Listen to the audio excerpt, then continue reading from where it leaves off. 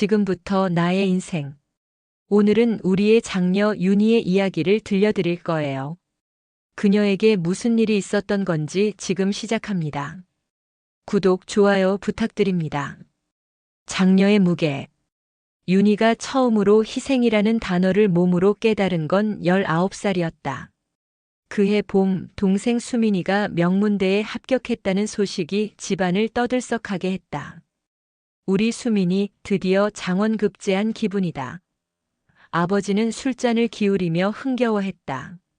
어머니도 눈시울을 붉히며 기뻐했지만 그 순간 윤희는 조용히 아르바이트 전단지를 접어 가방에 넣었다. 대학 등록금을 감당할 수 없는 형편에서 누군가는 돈을 벌어야 했기 때문이다. 좁은 부엌 식탁 위에 놓인 작은 봉투. 그 안에는 윤희가 공장에서 야간 근무를 하며 모은 첫 달 봉급이 들어 있었다. 기름 냄새와 쇳가루가 베인 손으로 정성스럽게 개어둔 돈이었다. 아버지, 이 돈으로 수민이 등록금 보태세요. 윤희는 조심스럽게 봉투를 밀어놓으며 말했다. 아버지는 술 기운에 얼굴이 벌겋게 달아올라 있었지만 고개를 끄덕였다. 그래, 역시 장녀밖에 없다. 내가 아니면 이 집이 어찌 굴러가겠니? 그 말은 칭찬처럼 들렸지만 윤희의 마음을 서늘하게 했다. 내 꿈은, 내 인생은 언제쯤 시작될까? 새벽 5시, 아직 해가 뜨지 않은 골목길에서 윤희는 피곤에 절은 눈을 비비며 버스를 기다렸다. 옆집 또래 친구들은 대학 새내기 모임을 간다며 떠들썩한데 윤희는 기름 냄새 배인 점퍼를 여민 채 버스에 올랐다. 차창 밖으로 스쳐 지나가는 불빛 속에서 그녀는 작게 속삭였다. 괜찮아. 내가 장녀니까. 늦은 밤 집으로 돌아온 윤희는 방 한쪽에 접어둔 대학 합격증을 꺼내본다. 그 종이는 아직도 하얗게 빛났지만 이미 갈 곳 없는 종이 조각이었다. 미안해, 나 자신. 윤희는 소리 없이 종이를 접어 서랍 깊숙이 넣었다. 이렇게 윤희의 20대는 시작되었다. 그녀의 삶은 자신이 아닌 가족이라는 이름을 위한 끝없는 희생으로 채워지고 있었다. 청춘의 대가. 윤희는 대학 진학을 포기한 후 낮에는 사무직 아르바이트를, 밤에는 공장에서 일했다. 하루 3시간도 채 못 자는 날이 대부분이었지만 집안 살림은 그녀의 어깨에 달려 있었다. 수민이는 대학에 다니며 과외 아르바이트를 하고 동아리 활동도 했다. 가끔 집에 올 때면 새 옷을 입고 있거나 비싼 가방을 메고 있었다. 언니 고마워. 언니 덕분에 내 생활에 집중할 수 있어서. 그 말에 윤희는 그저 미소만 지었다. 막내 동생 현우도 마찬가지였다. 고등학교 3학년이 된 그는 입시 학원비에 참고서 빚까지 끊임없이 돈을 요구했다. 누나, 이번 달 학원비가 모자라는데. 하는 말에 윤희는 또다시 주머니를 털어야 했다. 그렇게 5년이 흘렀다. 수민이는 대학을 졸업하고 좋은 회사에 취직했고 현우도 대학에 입학했다. 하지만 윤희는 여전히 제자리였다. 25살의 그녀에게는 학력도 경력도 미래에 대한 계획도 없었다. 윤희야, 이제 수민이도 직장 다니고 현우도 대학생이니까 너도 제대로 된 일을 찾아봐야지. 어머니의 말에 윤희는 쓴웃음을 지었다. 지금까지 누가 이들을 뒷바라지했는지, 누가 자신의 청춘을 바쳤는지는 안중에도 없는 듯 했다. 29살의 결혼식. 화려한 호텔 웨딩홀. 하얀 드레스를 입은 친구 미정이가 활짝 웃으며 입장했다. 하객들이 환호하는 사이 윤희는 조용히 박수를 쳤다. 윤희야, 너는 언제쯤 좋은 사람 만나서 결혼할 거야? 옆자리에 앉은 동창이 물었다. 윤희는 잠시 멈칫하다가 억지로 미소 지으며 대답했다. 나? 아직은. 가족들 챙기느라 바빠. 그러나 속으로는 이렇게 중얼거렸다. 사실은 나도 누군가의 신부가 되고 싶어. 결혼식이 끝나고 돌아오는 지하철 창가에 비친 얼굴은 29살의 청춘이었지만 이미 깊은 피로가 내려앉아 있었다. 집에 들어서자마자 어머니의 목소리가 날카롭게 들려왔다. 윤희야, 내가 언제까지 혼자 살 거야? 내 동생들도 다 결혼 나이인데 언니가 이래서야. 윤희는 아무 말도 하지 못했다. 속으로만 대답했다. 엄마, 내가 누구를 만날 시간이 어디 있었어? 다들 내게만 기대놓고 나는 늘 뒷전이었잖아. 그날 밤 방 한구석에서 흘러나오는 라디오 소리가 공허한 방을 채웠다. 윤희는 책상 위 달력에 적힌 내 생일을 바라보았다. 그날을 축하해줄 사람은 아무도 없었다. 괜찮아. 나는 장녀니까. 그녀는 애써 웃으며 독백했지만 눈가에 맺힌 눈물이 반짝 빛났다. 돌이킬 수 없는 시간. 수민이는 결혼 후 아이를 낳았고 현우도 졸업 후 연애에 빠져 결혼을 준비하고 있었다.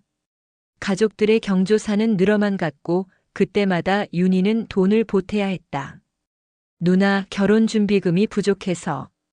현우의 요청에 윤희는 적금을 깨야 했다. 그 적금은 그녀가 언젠가 자신만의 작은 카페를 차리려고 조금씩 모아온 것이었다. 언니 애 키우는데 육아용품 비용이 만만치 않아. 조금만 도와줄 수 있어? 수민이의 전화에 윤희는 또다시 통장 잔고를 확인해야 했다. 그러면서도 가족들은 윤희의 미래에 대해서는 무관심했다. 언니는 왜 아직도 결혼 안 해? 누나, 나이가 있는데 이제 좀 서둘러야 하는 거 아니야? 32살이 된 윤희는 거울을 보며 한숨을 쉬었다. 언제부터 인가 얼굴에 깊은 주름이 패이기 시작했고 머리카락에는 흰 머리가 몇 올씩 보이기 시작했다. 청춘은 이미 저 멀리 지나가 버렸고 그녀에게 남은 것은 책임감과 피로뿐이었다. 아버지의 마지막. 전화벨이 울린 건 한밤중이었다. 큰일 났어. 아버지 쓰러지셨어. 아버지 친구분의 다급한 목소리에 윤희는 곧장 택시를 잡아타고 병원으로 달려갔다. 응급실 침대 위 산소 마스크를 낀 아버지는 힘없이 눈을 떴다. 희야. 아버지 괜찮으세요? 제가 곁에 있어요. 윤희는 떨리는 손으로 아버지의 손을 꼭 잡았다. 며칠 뒤 아버지는 일반 병실로 옮겨졌지만 회복되지는 못했다. 동생들은 각자 바쁘다며 얼굴을 잘 비추지 않았다. 언니 회사 일이 바빠서. 누나 아이가 아파서 병원에 못 가겠어. 결국 매일 병실을 지키는 사람은 윤희뿐이었다. 밤늦게 간병인조차 잠든 시간 윤희는 아버지의 발을 조심스레 주물러드리며 속삭였다. 아버지, 조금만 더 힘내세요. 제가 끝까지 지켜드릴게요. 아버지의 눈가에 눈물이 맺혔다. 윤희야, 미안하다. 내 인생을 너무 많은 걸 짊어지게 했구나. 그 말에 윤희의 눈에서도 눈물이 흘러내렸다. 아버지 괜찮아요. 전 괜찮아요. 하지만 며칠 뒤 아버지는 끝내 세상을 떠났다. 장례식장에서 동생들은 서로의 사정을 늘어놓으며 조문객 응대를 윤희에게 맡겼다. 언니, 이제 엄마는 언니가 모셔야지. 우리는 각자 가정이 있어서 힘들잖아. 윤희는 고개만 끄덕였다. 그들의 눈빛 속에는 당연함만이 가득했다. 무너져가는 일상.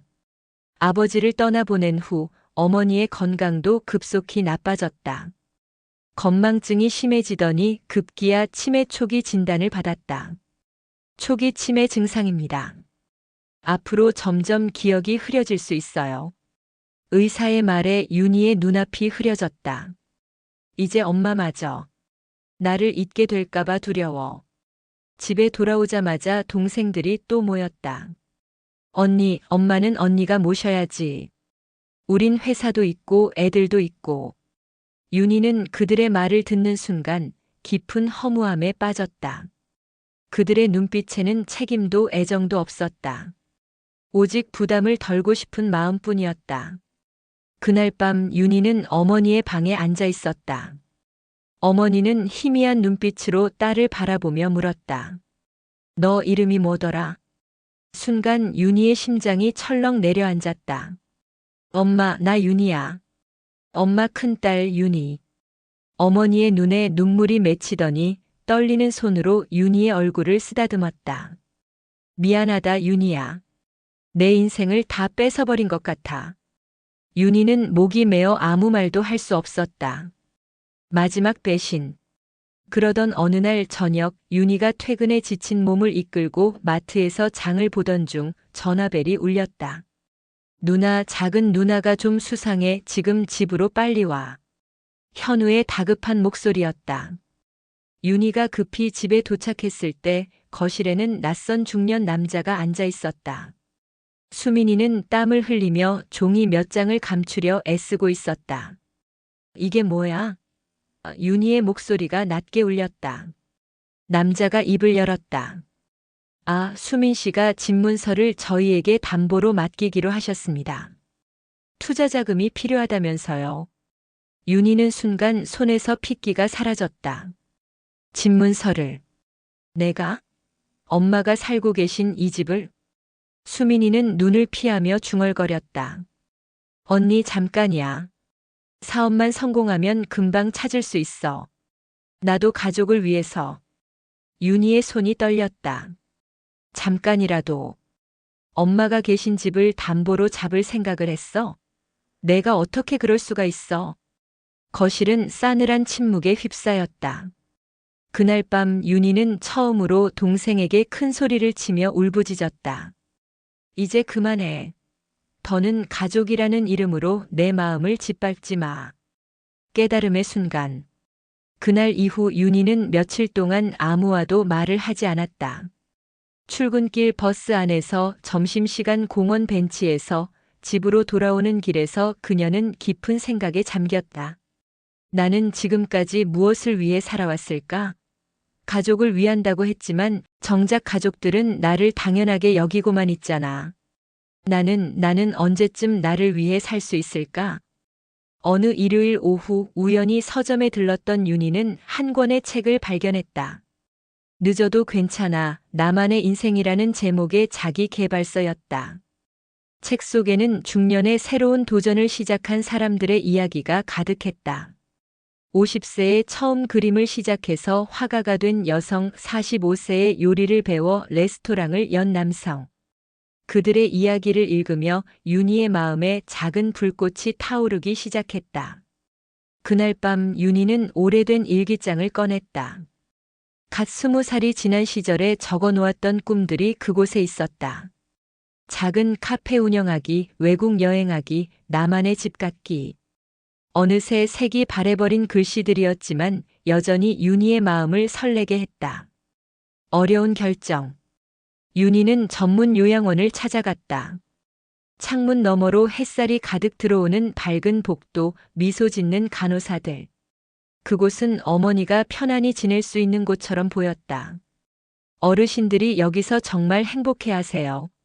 전문 간병과 다양한 프로그램도 있고요. 상담사의 설명을 들으며 윤희는 마음이 한결 가벼워짐을 느꼈다. 상담을 마치고 돌아 나오는 길, 윤희는 깊은 숨을 내쉬며 속으로 중얼거렸다. 그래, 이제는 내가 모든 걸 짊어지지 않아도 돼. 엄마를 위한 가장 좋은 선택을 하면 되는 거야. 집에 돌아와 윤희는 동생들을 불러 모았다. 엄마는 내가 알아본 요양원에 모실 거야. 그리고 이제부터는 너희가 돌아가며 엄마를 돌봐야 해. 그리고 필요한 비용도 너희 둘이 나눠서 부담하는 걸로 해.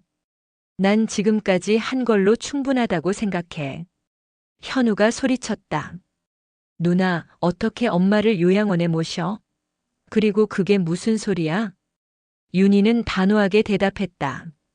남들의 눈이 중요한 게 아니야. 엄마가 제대로 돌봄을 받는 게 중요하지. 그리고 왜 항상 나만 모든 책임을 져야 하는데?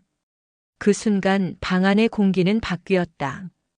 윤희의 눈빛은 더 이상 희생자의 눈빛이 아니었다. 새로운 시작. 어머니를 요양원에 모시고 돌아온 날 밤.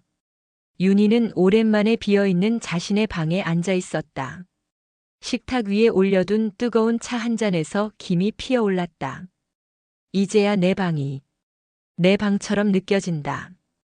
그녀는 두 손으로 컵을 감싸 쥐며 중얼거렸다. 방 안은 고요했지만 그 고요함이 낯설지 않았다. 침대에 누워 천장을 바라보던 윤희는 가슴속에서 묘한 가벼움을 느꼈다. 다음 날 윤희는 회사에 사직서를 제출했다. 팀장님, 이제 제 삶을 살고 싶습니다. 여기까지가 제 자리 같아요. 윤희 씨, 갑자기 왜 이래? 여기서 20년 넘게 일했으잖아. 정말 오랜만에 제 이름으로 무언가를 결정하는 것 같네요. 윤희는 차분히 웃었다. 집으로 돌아온 윤희는 낡은 서랍을 정리하다 먼지가 쌓인 다이어리 한 권을 꺼냈다. 그 안에는 오래전 적어둔 글귀가 있었다. 언젠가 외국의 바닷가 도시에서 내 이름으로 살고 싶다. 윤희는 그 문장을 읽으며 눈을 감았다. 그리고 조용히 결심했다. 그래, 이제는 떠날 시간이야. 용기 있는 출발. 윤희는 퇴직금과 그동안 모아둔 돈으로 포르투갈의 작은 해안 도시로 가는 비행기표를 샀다. 온라인으로 찾아본 그 도시는 아름다운 바다와 따뜻한 사람들로 유명한 곳이었다. 출발 전날 밤 윤희는 어머니가 계신 요양원을 찾아갔다. 어머니는 깨끗한 침대에 누워 평온한 얼굴로 잠들어 계셨다. 엄마, 저 잠시 여행을 다녀올게요. 걱정하지 마세요. 엄마, 편안히 잘 지내고 계세요. 윤희는 어머니의 손을 살며시 잡으며 속삭였다. 공항에서 비행기 창가에 앉은 윤희는 이륙 순간 창밖을 바라보았다. 도시의 불빛이 점점 작아지고 어둠 속에서 새로운 세상이 펼쳐졌다. 이제 나는 더 이상 누군가의 장녀가 아니다. 나 윤희로 살아간다. 낯선 도시의 따뜻함. 포르투갈 포르투의 작은 해안 마을에 도착한 순간 윤희의 얼굴에 따뜻한 바닷바람이 스쳤다. 골목마다 향긋한 꽃내음이 풍기고 노을이 바다 위를 붉게 물들이고 있었다. 작은 숙소 창문을 열자 갈매기 소리가 가득 울려 퍼졌다. 윤희는 깊게 숨을 들이마셨다. 살아있다는 게 이렇게 느껴질 수도 있구나. 다음 날부터 윤희는 마을을 천천히 둘러보기 시작했다. 돌계단을 따라 오르내리며 작은 카페에서 커피를 마시고 시장에서 신선한 과일을 사 먹었다. 모든 것이 새롭고 설렸다. 이곳에서 새롭게 시작해보고 싶었다. 그래서 일단 언어를 배우기 위해 어학원에 등록을 했다. 오랜만에 하는 공부라 힘들었지만 너무 좋았다. 살아있는 기분이었다. 그렇게 포르투에서의 생활에 익숙해져 갔다. 어학원 선생님은 마침 윤희와 동갑내기여서 수업이 끝나면 친구처럼 이야기도 하고 낯선 곳의 생활에 잘 적응하도록 도움을 주었다. 선생님과 함께 또 다른 친구들을 사귀기 위해 현지 커뮤니티 센터에 들어섰을 때 춤을 추는 사람들, 그림을 그리는 사람들, 함께 음식을 나누는 사람들의 모습이 그녀의 눈에 들어왔다. 처음 오셨죠? 저는 마리아예요. 반가워요. 한 할머니가 다가와 손을 내밀었다. 네. 저는 윤희라고 합니다. 윤희는 놀라며 손을 잡았다. 그 순간 낯선 땅에서 처음으로 자신의 이름이 따뜻하게 불렸다. 윤희는 웃음을 참지 못했다. 새로운 친구들. 마리아는 70대의 할머니였지만 정정하고 활기찼다. 그녀는 윤희를 여러 사람들에게 소개해 주었다. 은퇴 후 이곳으로 이주해온 독일인 클라우스, 평생 간호사로 일하다 은퇴한 영국인 로즈, 화가였던 프랑스인 피에르. 우리는 모두 인생의 새로운 장을 시작한 사람들이에요. 마리아가 웃으며 말했다. 나이는 숫자일 뿐이죠. 며칠 뒤 친구들과 함께 바닷가에서 소풍을 즐겼다. 모닥불 앞에서 웃으며 노래하는 사람들 사이에 앉아 윤희는 마음속이 따뜻하게 차오르는 걸 느꼈다. 나는 이제 혼자가 아니야. 새로운 삶이, 새로운 사람들이 내 곁에 있어. 클라우스는 젊은 시절 엔지니어였지만 은퇴 후 목공예에 빠져 아름다운 가구를 만들고 있었다. 로즈는 요가를 가르치며 현지 아이들에게 영어도 가르쳤다. 피에르는 바다를 그리며 소소한 그림 전시회를 열기도 했다. 우리 나이에도 새로운 시작이 가능하다는 걸 보여주고 싶어요.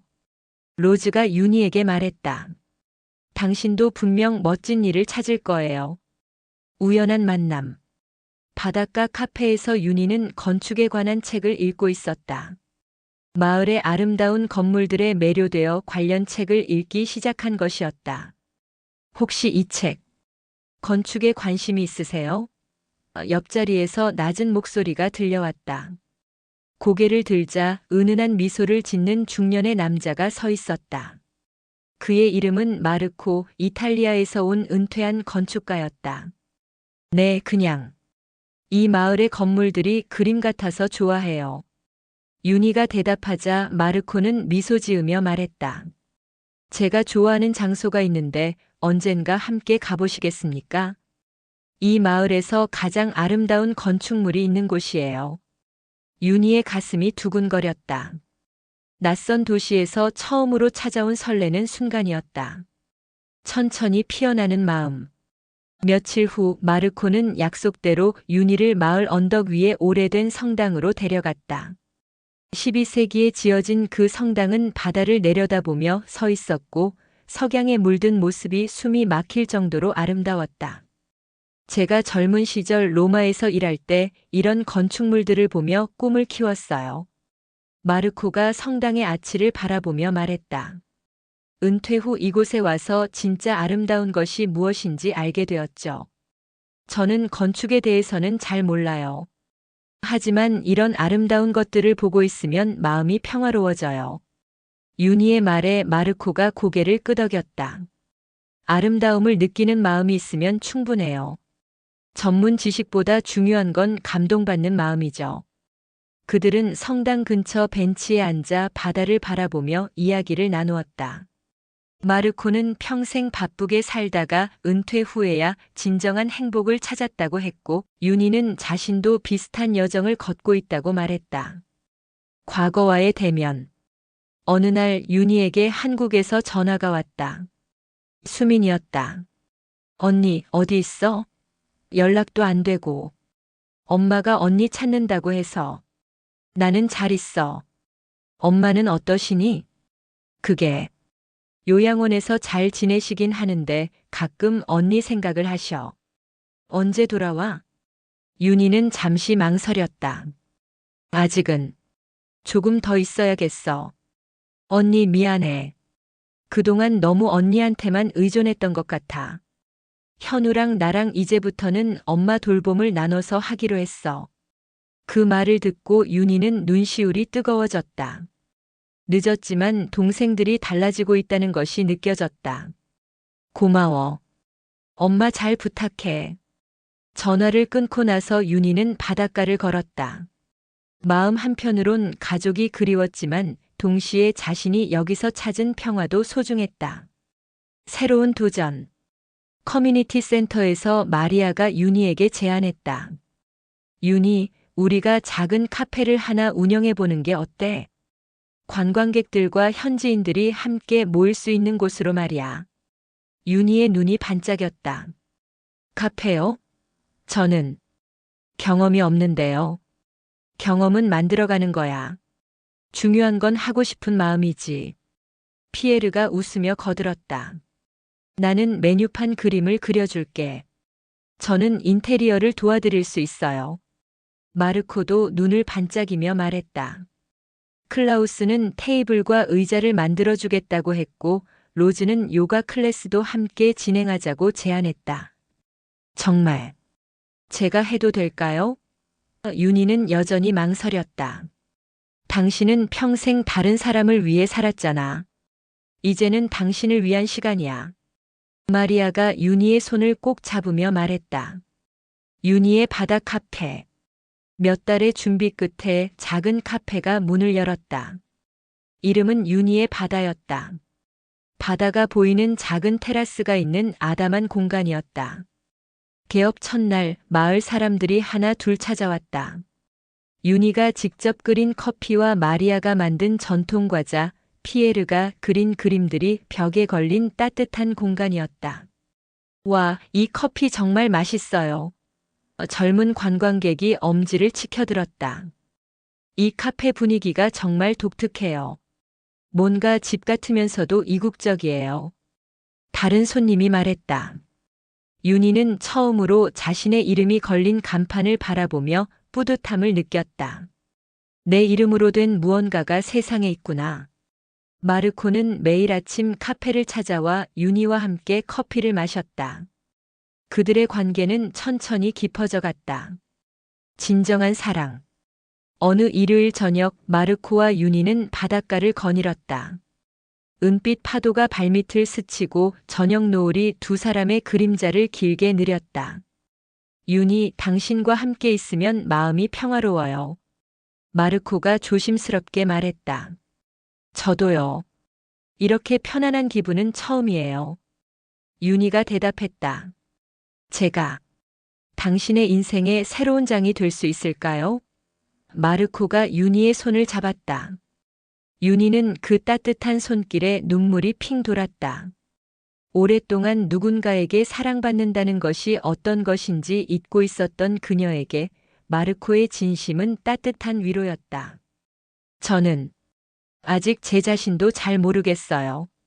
하지만 당신과 함께 있으면 제가 누구인지 조금씩 알게 되는 것 같아요. 그날 밤 두 사람은 서로의 과거와 꿈에 대해 이야기했다. 마르코는 이탈리아에서의 바쁜 삶과 이혼 후의 외로움에 대해, 윤희는 가족을 위한 희생과 늦게 찾은 자유에 대해 털어놓았다. 편지. 몇 달 후 윤희는 한국의 가족들에게 편지를 썼다. 수미나 현우야, 그리고 엄마께 저는 지금 포르투갈의 작은 마을에서 카페를 운영하며 잘 살고 있어요. 처음엔 두려웠지만 이제는 매일이 새롭고 행복해요. 그동안 우리 가족을 위해 제 모든 것을 바쳤고 때로는 원망스럽기도 했어요. 하지만 이제는 그 시간들도 제 인생의 일부였다고 받아들일 수 있어요. 우리 모두 각자의 인생을 살아요. 서로에게 의존하지 말고 각자의 행복을 찾으면서 그것이 진짜 가족애라고 생각해요. 엄마, 요양원에서 편안히 지내시길 바라요. 저도 곧 한번 뵈러 갈게요. 이곳에 살면서 내가 얼마나 행복한 사람인지 깨달을 수 있었어요. 사랑해요, 엄마. 그리고 이제 저도 제 자신을 사랑하게 되었어요. 보고 싶어요. 엄마. 윤희 올림. 편지를 붙이고 나서 윤희는 홀가분함을 느꼈다. 카페가 성공적으로 자리 잡으면서 윤희는 새로운 꿈을 꾸기 시작했다. 작은 게스트하우스를 운영해서 한국에서 온 중년 여성들에게 휴식과 치유의 공간을 제공하고 싶었다. 한국의 많은 여성들이 저처럼 가족을 위해 자신을 희생하며 살고 있을 거예요. 그들에게 잠시라도 자유로운 시간을 주고 싶어요. 윤희가 마르코에게 말했다. 멋진 아이디어네요. 제가 건축 설계를 도와드릴게요. 마르코의 눈이 반짝였다. 정말요? 함께 할 수 있을까요? 물론이죠. 우리가 함께 만들어가는 거예요. 방문. 윤희가 포르투갈에 온 지 3년이 지났을 때 수민이가 깜짝 방문했다. 공항에서 언니를 본 수민이는 놀라지 않을 수 없었다. 윤희의 얼굴에는 생기가 돌았고 웃음도 밝아졌다. 언니. 완전히 다른 사람 같아. 수민이가 감탄했다. 그래. 나도 그런 것 같아. 윤희가 웃으며 대답했다. 카페에서 마르코를 소개받은 수민이는 처음엔 어색해했지만 그의 진심 어린 모습을 보며 마음을 열었다. 언니가 이렇게 행복해하는 모습 처음 봐. 수민이가 고백했다. 그동안 정말 미안했어. 언니 희생만 당연하게 여겼던 것 같아. 이제 그런 얘기는 하지 말자. 우리 모두 다른 삶을 살고 있잖아. 수민이는 일주일간 머물며 언니의 새로운 삶을 지켜봤다. 카페에서 손님들과 웃으며 이야기하고 마르코와 함께 바닷가를 걷는 윤희의 모습에서 진정한 행복을 느낄 수 있었다. 몇 달 후 놀랍게도 어머니가 현우와 함께 포르투갈을 찾았다. 치매 증상이 조금 나아지신 어머니는 딸의 새로운 삶을 보고 싶어 하셨던 것이다. 윤희야. 어머니는 카페를 둘러보며 눈물을 흘리셨다. 내가 이렇게 멋진 곳을 만들었구나. 엄마. 윤희도 눈물이 났다. 미안하다, 딸아. 너무 많은 것을 내게 맡겼구나. 이제야 내가 얼마나 힘들었을지 알 것 같다. 어머니와 윤희는 오랫동안 껴안고 울었다. 그동안 쌓였던 모든 것들이 눈물과 함께 흘러내리는 것 같았다. 현우도 누나의 변화에 감탄했다. 누나 정말 멋있어. 이런 누나 모습 처음 봐. 결혼. 윤희와 마르코는 마을 사람들의 축복 속에서 소박한 결혼식을 올렸다. 바닷가 성당에서 열린 결혼식에는 한국에서 온 가족들과 포르투갈의 새로운 친구들이 함께했다. 마리아가 웨딩 부케를 만들어 주었고 피에르는 결혼 기념 그림을 그려주었다. 클라우스는 아름다운 목재 액자를, 로즈는 축복의 시를 선물했다. 윤희, 당신과 함께 새로운 인생을 시작할 수 있어서 행복해요. 마르코가 결혼 반지를 끼워주며 말했다. 저도요. 이제야 진짜 제 인생이 시작되는 것 같아요.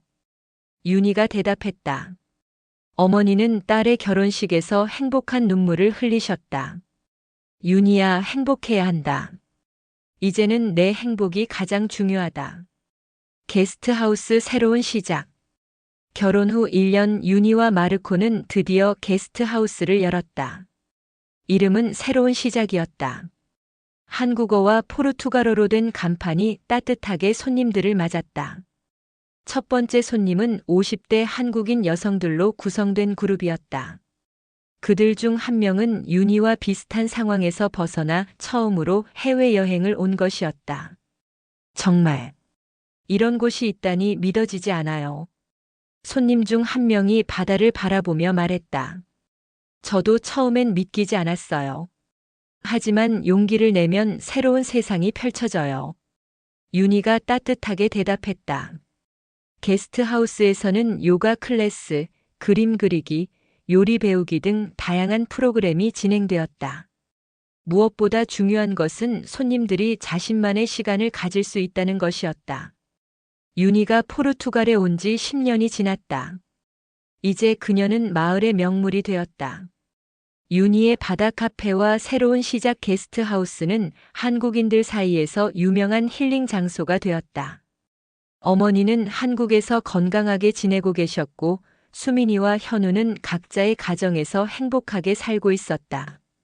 더 중요한 것은 이제 그들이 서로에게 의존하지 않고도 각자의 삶을 살아갈 수 있게 되었다는 것이었다. 어느 일요일 아침 윤희는 마르코와 함께 바닷가를 걸으며 말했다. 여보, 저 정말 행복해요. 나도 그래요, 윤희.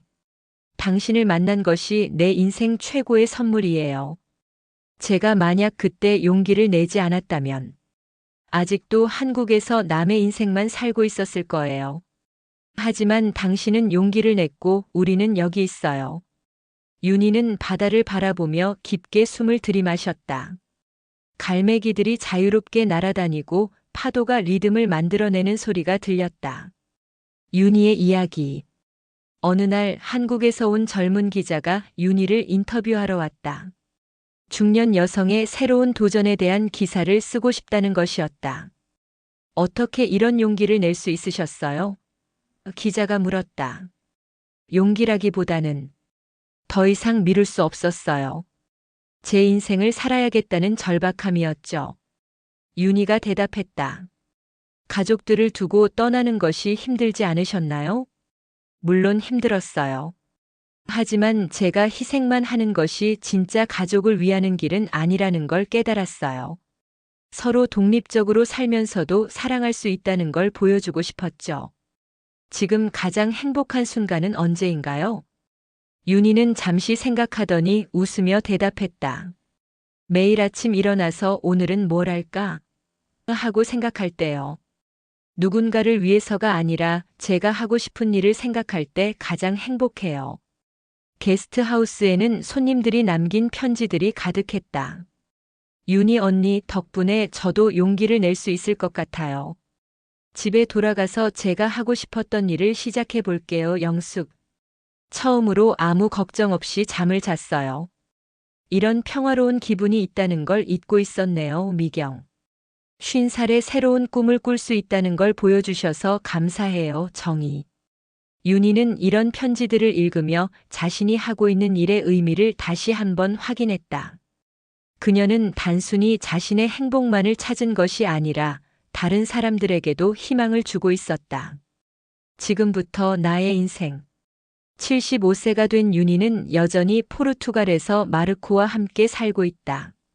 카페와 게스트하우스는 이제 마을의 명소가 되었고 전 세계에서 새로운 시작을 꿈꾸는 사람들이 찾아온다.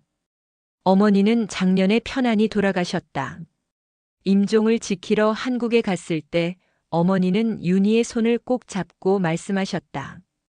윤희야, 내가 행복하게 사는 모습을 볼 수 있어서 다행이다. 이제 걱정 없이 갈 수 있겠구나. 수민이와 현우도 이제 머리가 희끗희끗해진 나이가 되었다. 각자의 삶을 살고 있지만 가끔 포르투갈을 찾아와 언니와 시간을 보낸다. 그들의 관계는 예전의 의존적인 관계에서 벗어나 진정한 가족애로 발전했다. 어느 일요일 저녁 윤희는 바닷가 벤치에 앉아 일기를 쓰고 있었다. 오늘로 포르투갈에 온 지 26년이 되었다. 49세에 시작한 새로운 인생이 이렇게 풍성할 줄 누가 알았을까? 젊은 시절 나는 장녀라는 이름으로만 살았다. 내 꿈도 내 행복도 모두 뒤로 미뤘다. 그때는 그것이 당연하다고 생각했다. 하지만 이제 안다. 사람은 누구나 자신의 이름으로 살 권리가 있다는 것을. 나이는 새로운 시작의 장애물이 아니라는 것을. 가족을 사랑하는 것과 자신을 사랑하는 것은 대립하는 것이 아니다. 오히려 자신을 사랑할 줄 아는 사람이 진정으로 다른 사람도 사랑할 수 있다. 지금부터 나의 인생. 이 말이 이렇게 아름다운 줄 몰랐다. 마르코가 다가와 윤희의 어깨에 손을 올렸다. 뭘 쓰고 있어요? 우리 이야기요. 늦었지만 아름다운 우리 이야기. 바다 위로 석양이 지고 있었다.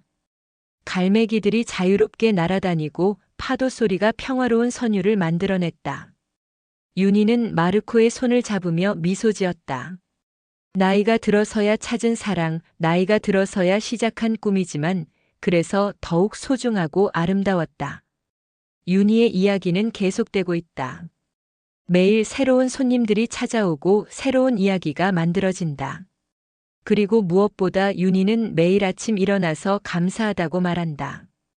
지금부터 나의 삶을 살 수 있어서 감사합니다. 그녀의 이야기는 많은 사람들에게 희망이 되었다. 늦어도 괜찮다고 지금부터라도 자신의 이름으로 살아갈 수 있다고 말해주는 이야기로.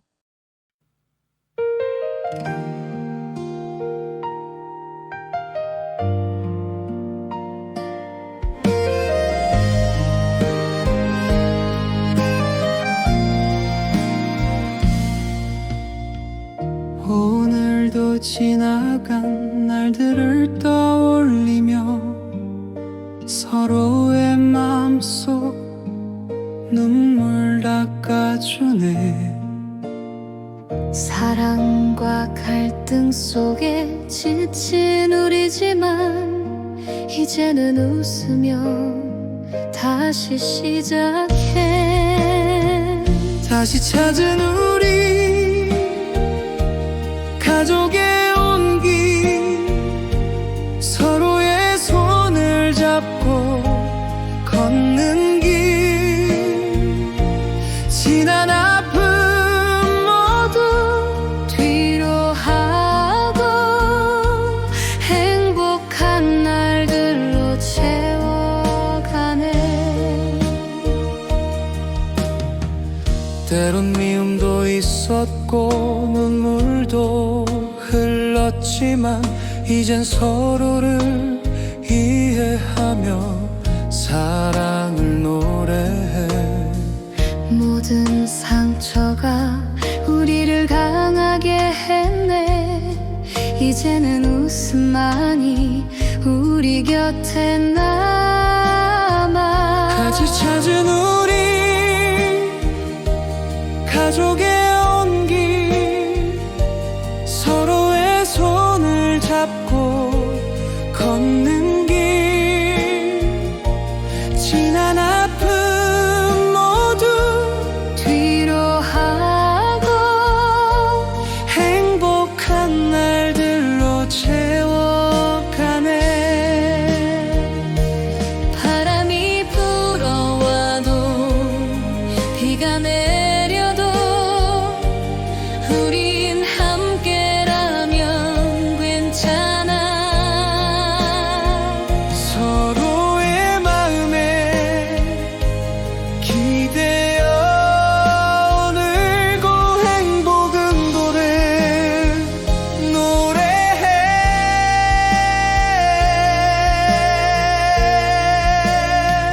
다시 찾은 우리 가족의 온기 서로의 손을 잡고 걷는 길 지난 아픔 모두 뒤로 하고 사랑과 웃음으로 채워가네